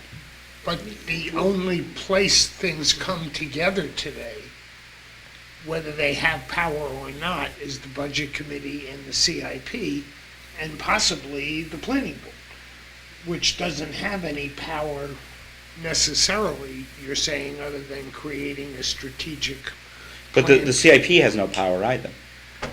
I understand, Yeah. but when you think about where the only power rests is bring the town together is the Budget Committee, the way we're defining it and has been defined before. No other place has Overlap, that's correct, yes. oversight, overlap, can bring people, you know, But- we know the CIP. But remember, the budget committee is not supposed to be a governing body. I mean, the budget committee is supposed to be advisory to the town meeting, which, Yeah, but that's still the only place you bring the pieces together. Can I ask you a question about that, Russ? So when you say bring the pieces together, give me an example of that, though. Like, We are they haven't in the doing that? past, but if you look at the structure we're talking about, with a budget committee, it has to have the school come to it, and it recommends what the school budget is, even if it accepts what the school proposes. And the budget committee has the town come to it and present a budget, and it is the only place that says, here's the town number, here's the school number. The only place all those arrows come together is in a committee we can't In the really ballot. staff today, is through the budget committee. and the ballot. And the ballot. And the deliberative One of the session. two separate ballots. Right. Todd. And technically, you're supposed to have two, I mean, Yeah. the budget committee's not supposed to look at them both. They're supposed to be siloed, two separate governments. But one other function I just want to highlight, as I mentioned earlier, the other place, which is a very untapped component, is the joint town council, school board meeting. And certainly, if you institutionalized some kind of a process that required the board and town council meeting possibly more regularly, possibly on the front end of budget development, you could accomplish a lot of that at the same time. And I agree with that, but as I found out, we only can invite as a But that's- council. well, And I'm not saying, I'm just saying, that's the But it problem. is- Pause for a minute. Yeah, The school board can absolutely put something on. Absolutely. ballot that says, as a matter of policy, on an annual basis, you know, we will And we- accept, or Yeah. we will invite the town council X number of times. So even, it's beyond the scope of the charter. I agree. It can be done. Yeah. It's- Yeah. But it is a place where that coordination could take place, and we don't. but is, yeah. I was just gonna throw out, nobody, we do need to research this thing about the school district budget committee, because I don't think anybody in this room can rule out the possibility that that never actually happened, and we all just said, oh, this makes sense, let's do it, and we never actually I don't think anyone can rule that out until we check. Right, I think that's a valid point. Yeah. But there there would would be in a warrant article. Yeah. I'll find out. Yeah. Yeah. You bidding them adieu? John, but I Well, missed you. just 'cause thank you both very much for your time, appreciate it, very informative. But just because it's gonna come up in a bit, Steve, and you're here anyway. Yeah. So a couple people asked me, and maybe people here have the answers, I certainly didn't.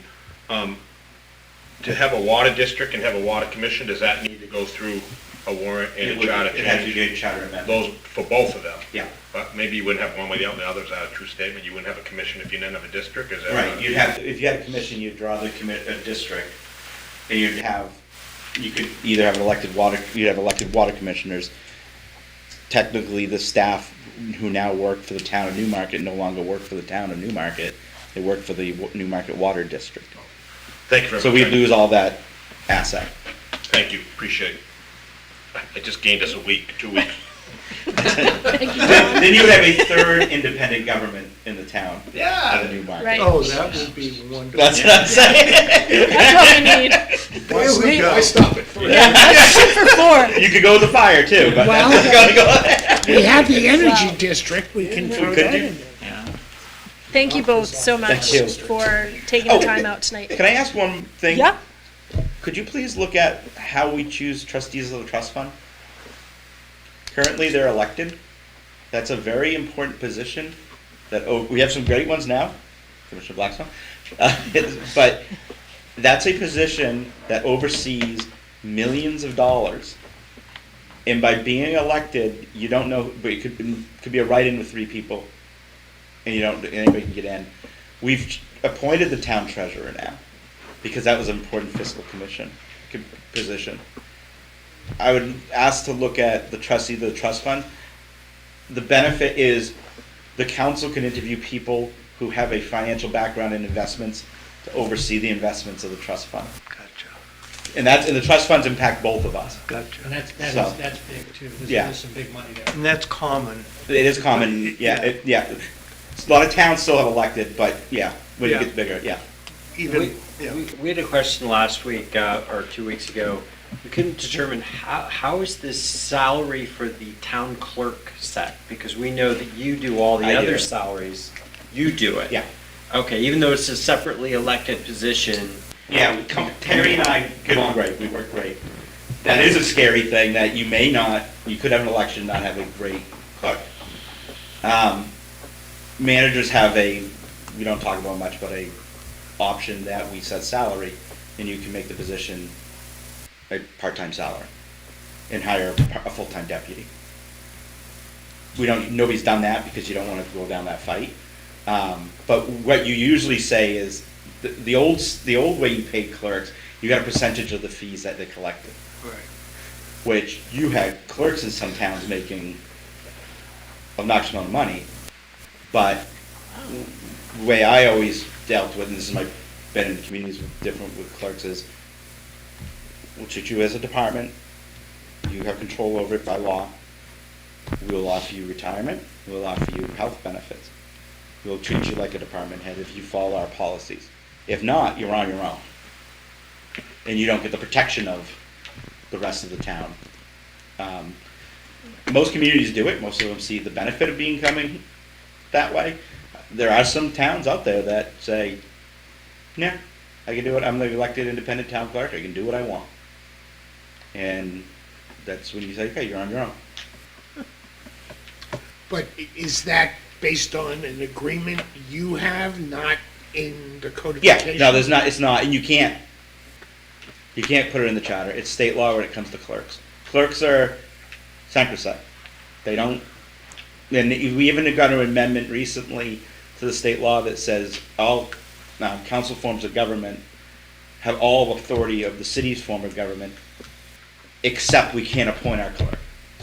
And that was one big thing from the Secretary of State and the Clerks Association.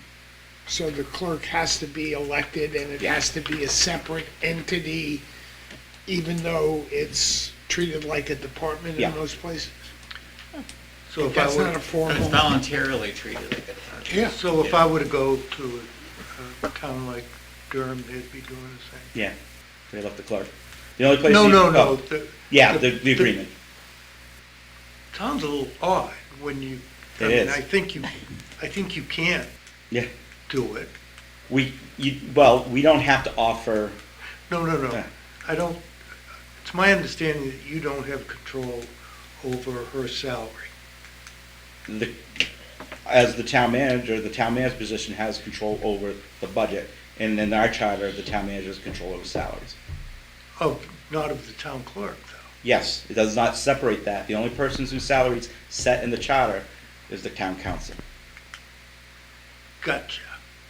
I thought I read somewhere that it was independent. No. But okay. Well, that's why we had the question. Yeah, Yeah, that's no. exact, because we didn't know. We didn't know. And that's why I brought up that some council salaries are in ordinance versus the Yeah. charter, so they can change it.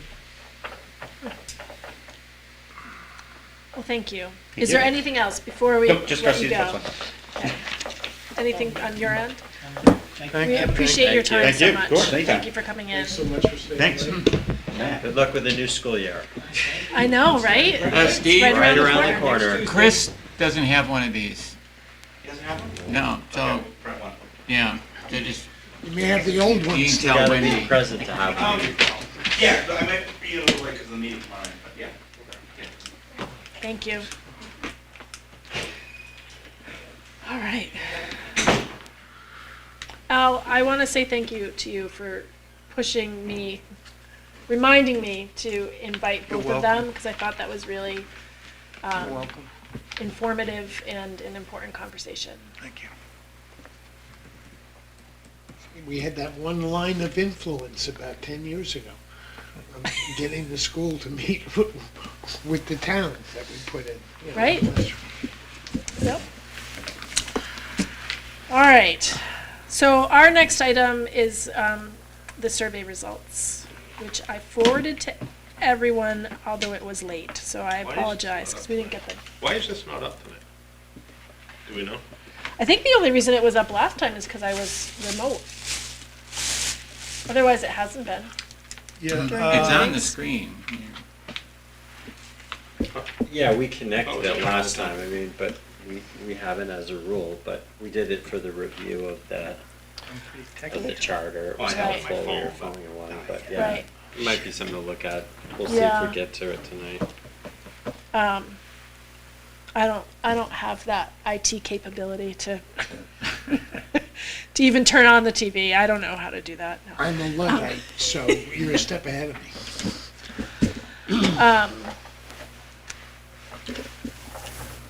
So I did forward the results to everyone, and I don't know if you've had a chance to look at them or not prior. I looked at them briefly. I mean, it's a lot of information, and so it was this afternoon, because, they closed on Friday, was the last day for the survey, and I was busy yesterday, so I didn't get a chance to connect with Steve. Did you? I'll wait. Okay. So we got the information today. He's going to synthesize the data and put it into a more usable report, but I wanted to make sure that everyone at least had the raw data at this point. And is this the mailings and people we saw at the, so how did we get 17 people that are non-residents if we mail them to residents and we didn't get 17 people stop by our booth, we got 6? Are you a Newmarket resident? The first question, no, 17 people, 4%. I'm just Oh. curious, it's like how did a non-resident even answer a, I mean, I suppose anyone could have gotten the link, and the newsletter potentially goes out to people who are non-residents. oh, I thought we mailed it to tax-paying residents, I thought that was the whole. But it was also available online. That would do it. In the newsletter, which does have people that might have a business in town to get the newsletter. Yeah, okay, yeah. Right. So that would be, that I guess you that did. could be. Did we ever Right. put them at the I library? mean, Maybe it there are could people who be Mike answered it Hoffman, wrong. right? Like, he could have answered. So, yeah, I was that. just Right. the Yeah. first one popped up, I was like, That's probably a useful crosstab to ask Steve for is, give us resident, I mean, I'm not expecting the answers to be wildly affected by the 17 non-residents, but Right. it'd be a useful crosstab just to see if there's anything there. What I couldn't judge by looking at it was, is this good or bad, or is it sending me a message? Yeah. If everything says 60% of the people, it's between 30% say it's medium good to okay, and that percentage changes in the middle, and it's the outliers you gotta worry about. But I just couldn't say, gee, is 60 a great number here that think the town is wonderful, or is it a terrible number? So Yeah. I don't know if there's any benchmarks that somebody who does this stuff can say, yeah, you got a real problem here, or that's great. Yeah, I mean, it's a fair question. I looked at it and thought most people have little knowledge about how town government functions. That was my Although at the takeaway. start of the survey, they claimed that they knew a Right. lot. Right. Right. My takeaway on the survey was, and I only went through it once, was it looks like there's a pool of people out there that would like to get involved. Yeah. Either had interests generally in government, or would you be interested in joining a committee and so forth. It was a fair number of them. Or I just moved and I should, Yeah. there's some comments like Yeah, that. or in that, on that same thing. Mm-hmm. I think I maybe took something a little different away from it, Mhm. which is, if you look at, over 50% of the people saying they always vote in town elections, then you throw in the most of the times you're at, kind of low to mid 80s Yeah. percentage wise. So, and then you dovetail that with this answer when you say, how much time do you spend engaging with town government per month? And you've got a lot that say no time. It really feels to me like, it's not that there's necessarily a lack of interest. Once a year, people are getting a significant number of people are getting themselves together to come to town election every year or frequently. But that's kind of the extent to which they feel compelled to engage. And anything beyond that, just, the interest tails off very quickly. I mean, which is not surprising to me. Go to any town event, anything at the schools, it's the same 50 or 60 people that you see all the time. And there's nothing super surprising about that. No. So I'm not confident I see like an untapped well of people that if we just did the one thing to make it easier, that they'd come flowing towards town government. Other Yeah, than I also- 20% said they were unaware of opportunities. I thought that was a high number. Yeah, you're right. 30 That said they seems- felt unqualified, 30%, which I guess they might feel themselves they were unqualified, or maybe they really aren't, but Yeah. 20% said they didn't even know, and that, I think that's what we talked about trying to tackle. I'm also curious, like, what the Venn diagram of people who typically vote in town elections, and then people who would answer a survey like this, right? Like, so it's probably, there's probably a lot of overlap. It's the same 50, 60, 400 people. Well, and even beyond that, if you take your point, which I think is well taken, that the people who vote are also the people who fill out the survey, is there another 40% who's saying, I ain't doing either because we don't have an 80% turnout for the vote? Okay. Yeah. And I think it's the active population, which may be 10 or 20%, and then there's another 20% that heard about it, and then there's 50 to 60% we're not even hearing from. So when I look at 60% of the people who are engaged, I'm kind of saying, oh, let me cut that in half down to 30, because, if 70% of the people vote and we don't have 70% of the people vote. Right. Does that make sense? No, Yeah. I think the same thing, and the thing I think back to is the recent master plan sessions that we did, and that was almost like a campaign to engage the public. It was a thought-out, strategic plan of how are we going to engage the public, how are we going to get them to come to the meetings, and how are the different ways we can make them. We had a long time that we spent on it, and we had a lot of support. We had consultants from the planning commission helping us.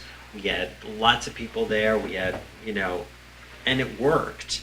And what I came away with from that engagement is that it feels a lot different than it did 15 years ago when we were going through the school and I was engaging with people in that terrain. It felt like there was a lot of, feelings that people were bringing to that had carried over from years before that. Whereas this session felt more like these people were more engaged. They are recent arrivals in town, and they like what they have here, and they want to know what the future's going to be, and is it going to stay this good? And those were the kind of people that were engaging with that process. I felt like there were old people that had been residents for longer periods of time too, but it just felt very different than that school process that I was involved Well, in. no, the school process, there was engagement, that's for sure. There were And 1,000 people I in the think gym the real estate market is changing the town so much. I feel like as you become a wealthier town, with those people don't spend as much time. I don't think, unless it's an issue that affects them, right? If it's water coming out to their area, they might be involved in that. But otherwise, they don't tend to be as involved, I don't think, unless it's a pet topic. Well, I think it's a point. Well, if you listen So to you our think- conversation tonight, you'd say, gee, these are the people who know our government well, and we're saying, gee, there's a surprise, and I didn't know it worked that way. I advise, I guess, being cautious of looking at the school situation as a lens to Yeah. deduce too much from, because that affects anyone who has kids or grandkids, which is a much wider swath of the town than people who pay attention to things like land use planning. It's just a different, you're plucking a different emotional heartstring with that, and I think I don't know that I'd want to draw sweeping conclusions about how the town feels from looking at that. I think that's valid. Do you think as the town becomes wealthier, that people become disengaged? Is that Well, what you, Well, a couple of things. I think I just one, want, is that what you said? I Yeah. do think there's a reason too, because often those same people have demanding careers that limit the amount of time that they can spend on other Yeah. things, and they tend to. I'm just generalizing here, but I think there's a certain amount of what is going to affect me, personally. If you did something to destroy the value of their home, I'm guessing they're going to show up at your meeting, Yeah, right? If you. yeah, I never thought about that. You had asked me, I would have guessed the opposite, but I don't, that would just be intuitive. Well, but I mean, I don't know, John talked about that there was, when he was serving on the council, there was a lot of people that had grown up in the town that served across a lot of the committees. And in my experience in the last 10 years of doing that, there's less and less of those people. The Yeah. people I'm encountering are recent people that have arrived in the town. Look at the town council. Right now, I don't think there's that many people that have lived here that long that are on the town council. But Yeah, no, you know, there's one here that's, yeah. So I think No, but they've aged, they've passed on, they've, They get tired. and they get, Yeah. I was gonna say, get tired, because a lot did stuff at school and here. I wasn't on school board, but I coached 15 years varsity basketball and several, and Yeah. you just, it's like, wow. But Amazing that it was 12 years. Well, I moved in 2003, and when was the school finally approved and built? When was it? 2023? 23, really. Okay, so for about 18, 20 years, I was engaged in various, last couple of years now. I don't know if COVID's changed a lot of that too. Right. I think it's good info. Some of it stuck in my head, like 50%, 80% didn't have someone 17 or under in their home. Like, that's staggering to me. 80% of the people. It's But I haven't digested everything, looked at it, but I looked at it quick this afternoon, and I was like, wow, A lot of people, young kids that answered this. poll. That's why I'd like to have somebody benchmarking what our results look like, because if we're an aging town, okay, if we're not attracting young families, if we're not building single-family homes or that kind of thing, is that something we should consider as the charter committee, as there's a shift? And a little bit of the conversation tonight, I think, brought up some of those questions, is there may be more of a shift we have to deal with or think about on. On our demographics and how that affects. Yeah, but there's not an easy answer, apparently. When's Bart coming? Because he has some of that data, about predicting as part of the work with the master plan. So that could be good questions to ask him. Well, he was here. Oh, he's already been. He's already been. I guess Yeah. he- But if we want to reach out and ask those questions, I mean, if we think that it would be valuable, I can, Well, you must know for the next 5 years, right? Just from birth records and stuff. Yeah, I mean, that's what NASDAQ, when they're predicting our enrollment, looking out, they're looking at identified children in the town, and there's a long-term downward trend, but it's not that steep, per se. The bigger shift we see from year to year is you see the class size bouncing from like mid-50s to low 80s to all in between that range, and over a long period of time, you can see the downward We've trend. hovered around 1,000. Yeah, the And now we're district-wide hovering in the enrollment, 950-ish. I think we're up around 980. Oh, Again, but anyway. Again, it bounces up and down a little bit with each class. When you're this small, you get a lot of just perturbations with each class, and that's expected, but And even that now, there's so many more, because I talked to some friends of mine that are in the school system, and there's so many choices now. We didn't have Portsmouth Christian when I graduated from this town. We didn't have, the one in Exeter, the one in, I'm shocked. Like going to the school, I'm shocked how many different buses I see it's taking about to kids get up. a lot wilder with the universal Voucher open system. enrollment, so The hold voucher on to your system- hats. Right, exactly. St. Thomas, several go to St. Thomas now, that in the old days, that there was one or two in our school that went to St. Thomas. Isn't it,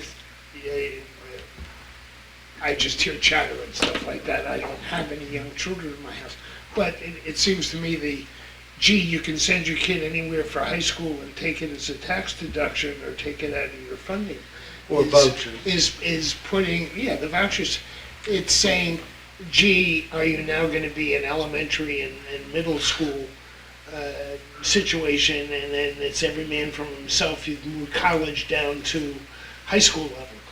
You're now choosing in ninth There- and 10th grade. there are some people who Yeah. would like that and would like that system. Well, and the government seems to be supporting that. Well, that's what some people in government, I So should I'd say. what only does that say do to this, the I'd high school? only say this much.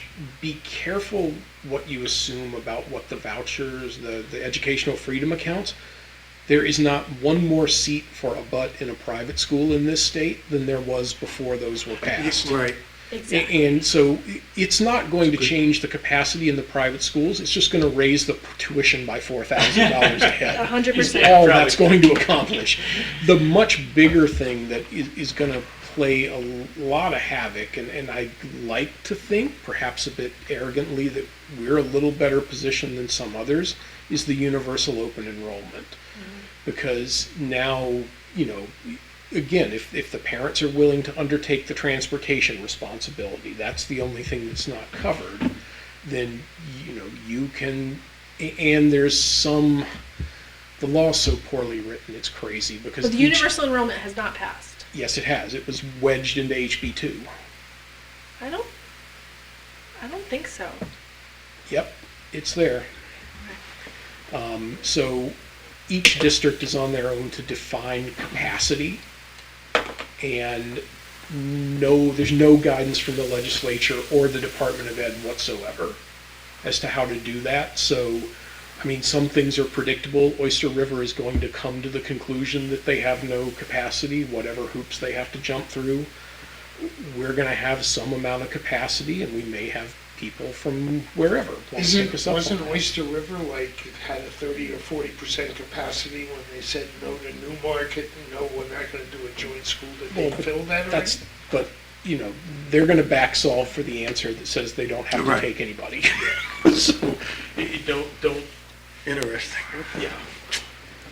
Just this group of Well- people sitting here talking is extraordinarily educational, and it doesn't happen that often. Yeah, I learned a ton tonight. I'll tell you, I'm So- always impressed when I look at where the seniors are going to college.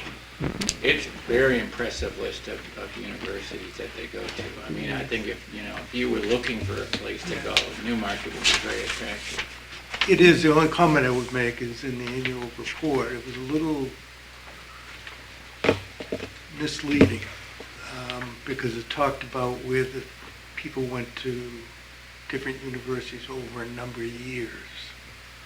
So they picked, But I'm just talking about, every year they publish where these kids are going. but in the in the school report, it published where students have gone in the past. Okay, Not this year, which I thought was a little yeah, but misleading. it seems to me like almost every year there's one or two kids going to an Ivy League school. Oh, sure. That's pretty Yep. impressive. No, we've done great 50 years in this school. That's why when it was falling apart, and we have CEOs, we have 3 guys that I coach that have their own lawyer firms. This school has done tremendous despite the wouldn't disagree. decaying building. Mr. Chair, So, yes, in the benefit of, no, not the benefit, in the interest of speeding, can we send, if we review this, right, on our own, which we're all supposed to be doing, right? it's the charter. The charter, I'm Yep, sorry. Yep. If we reviewed it, say this before our next meeting, and sent you ahead, like, 8.1B, I want to talk about in accordance with the rules of the council, and then we just zip them, if no one else, like, we could just we could almost rapid do this, couldn't we? We're not having discussions, I mean, I think that, yeah, we could do that. I think that the easy stuff happened pretty quickly, right? Like at our last meeting. Like we went through A lot. a lot. Yeah. okay. It's the big decisions. Well, that's We're gonna- my issue, 4 and 5, right? And It's I mean, that's really kind of what we need Yeah. to focus on. I think that the other stuff is, I mean, we can go through that probably in the next 15 minutes, some of the other stuff, the little things. I agree. I think that that's, It's meaty. So are we Yeah. starting at 8 next time? 8.1? We're certainly not gonna do an 8 minutes. right. Right, we stopped at 7.7, misuse of information. I just wanna Yeah, we make sure I've finished that. reviewed the freshest Right. one. I don't wanna review 8 and then Right. come in and us talk about 4 and 5, which we skipped, or 3 and 4, which we skipped, which. Oh, you mean like what order we'll go through Yeah. next time? If you can Yeah, just send I that mean, out. yeah, So we know, okay. because, you know what I mean, I don't wanna. As the, yeah. Because I on the concentrate agenda. on these today because I thought that's where we were starting, 8.1, but if we come back and say, oh, we're gonna do 3 and 4 now, then we skip. 2 Yeah, in the weeks ago. meeting minutes, just Yeah. list where we're gonna. Right. Okay, thanks. And I spent all my time free to, in addition, I spent Right. a lot of time free. I mean, I think that those are the really big issues that we're gonna need to address Feels like we're getting- next week. I mean, like, we're gonna need to address it. I was gonna At say, our are next we, meeting, are for we, sure. we having anything else? We should just clear the agenda, I think, and just make sure we're doing charter review. at Yes, this no one meeting. else is, Nothing we else. have no other invited guests. I Nothing. think, Do we need to make it more than every 2 weeks? Or we'll worry about that? I would bet But it we would should- be we next prob- week. Next week is tough, because it's. we also we're need to coming go into Labor over Day weekend. our schedule, actually. We're on to Labor Day, right? The day after Labor Day. Could we, the next time we meet, talk about that? Talk about adding additional, Yep. So the first, and, What so it'll prohibit- be, sorry. What prohibits, I know there's I don't know what everyone does for work, where you are in your life, what prohibits us, there's a motion that says if we go past 9, what prohibits Mm-hmm. us starting at 6:30? If we got a half hour every extra meeting for the next, I'm just throwing out there, Yeah. because person that works for me, staying late doesn't, because I'm up at, oh God, o'clock, and at Right. work at 6, so. Just throwing out, I if have we a gained a very half an hour, flexible schedule. if we gained a half an hour every meeting, Speak to my doctor. Yeah. Anyway, I'm flexible. I I'm think, flexible. I think that I can do 5-6. Chris and Yep. Phil might not be. yep, Patrick, are 6:30, I you? could do 6:30. 6:30? I'd rather do 6:30 than 9:30. I'm, yeah, it's worth asking. If Chris and Yeah. Phil could do it, then Yeah. Yep. we gain a I half think that- hour, we gain, you know. Put that in the minutes. Yeah. And just speaking for me personally, that at least on a night like tonight, 2 hours was plenty. I start thinking about, well, he just sent me a picture of a beer can. I don't know what he meant by that, No, I sent him a picture of a poll that says Al is buying, and we all signed. but all kidding aside, 2 hours is, But we'll start it early. but 2.5 is fine. Right. Yeah. This, I thought this was a useful thing tonight to Yeah, talk about, very. for us to Oh, it- open-end question people. Yeah. Very important. And I'm assuming at least a portion of us are as confused or more leaving than we did when we came in. And we thought, Confused or just deliberative. scratching our heads. A lot Yeah. of deliberative Yeah. I stuff in found here. tonight very clarifying, personally. And I thought Todd's conclusion about putting the two organizations together and Steve's conclusion were somewhat in conflict, but both very reasonable. Both very reasonable. Doesn't seem like there's an easy solution. I don't, yeah. I think it's a different question than where we were at 12 years ago, too. Yeah. And, Yeah, but all roads still lead sort of, the budget committee is the only place where things come together under, I won't say control, but at least under common supervision. CIP a little bit now, but everybody thinks that doesn't really have a purpose. Then it's the budget committee. The planning board doesn't have much to do with the school, does it? no, it doesn't. No. Things like fees, that's about it. I didn't realize I that mean, I'm was the just, genesis. the only place my head is at the moment is, can you make the budget committee work? Is it possible?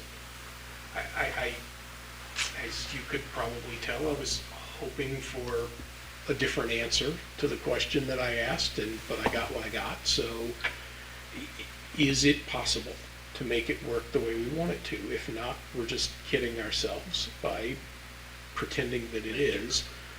I appreciate your suggestion, Patrick. The thing that worries me a little about that, though, is that you don't want to turn the budget committee into just another expression of the council and the school board's will. And if you've got essentially, like, imagine you shrink it and you have 2 reps from each body, now Yeah. you've got like 4-3 majority of school board. And I don't know that that serves what I would think of as the objective. Well, I think of that as more of an advisory committee though, and the idea of making them work together. Not That's fair. not as a up or down voting block, but more like they're looking at things and then they're going back to their respective bodies and saying, hey, you know, I heard from somebody else on the budget committee that we should be looking at this, and I think they made a good point. That's a good point. That's how I would, I don't think it works if it's, I'm gonna vote your budget down kind of group.